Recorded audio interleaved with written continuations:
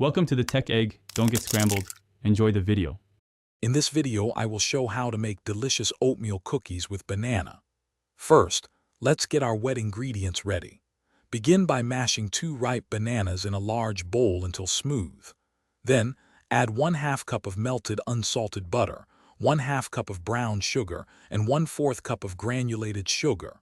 Finally, mix in 1 large egg and 1 teaspoon of vanilla extract until everything is well combined. This forms the sweet, moist base for our cookies. Now, let's prepare our dry ingredients in a separate bowl. Whisk together 1 cup of all-purpose flour, 1 teaspoon of baking soda, and 1/2 teaspoon of salt. These will provide structure and help our cookies rise beautifully. Don't forget to add 1 teaspoon of ground cinnamon. It gives a wonderful warmth and aroma that perfectly complements the banana.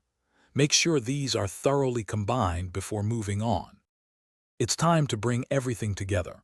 Gradually add your dry mixture to the wet ingredients, mixing gently until just combined. Be careful not to overmix, as this can make your cookies tough. Next, fold in 2 full cups of old-fashioned rolled oats.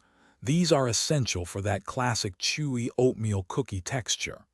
For an extra treat, you can also incorporate 1 cup of chocolate chips or chopped nuts now. Almost ready to enjoy. Preheat your oven to 375 degrees Fahrenheit. Drop rounded tablespoons of your cookie dough onto a prepared baking sheet, leaving a little space between each.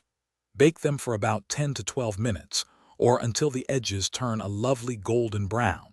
Let the cookies cool on the baking sheet for a few minutes before transferring them to a wire rack to cool completely. Enjoy your homemade banana oatmeal cookies. Thanks for watching. Consider subscribing if I helped unscramble your problems.